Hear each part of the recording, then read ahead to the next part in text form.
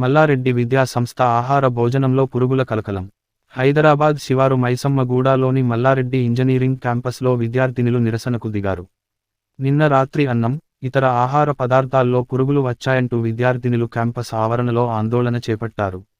మల్లారెడ్డి విద్యాసంస్థల యాజమాన్యం తమకు నాణ్యమైన ఆహారం అందించట్లేదు అంటూ వాపోయారు. వీ వాంట్ జస్టిస్ అంటూ నినాదాలు చేశారు. కొద్ది రోజుల క్రితం కూడా ఇదే మల్లారెడ్డికి చెందిన విద్యాసంస్థలోని ఆహార భోజనంలో పురుగులు కలకలం రేపిన విషయానికి తెలిసిందే.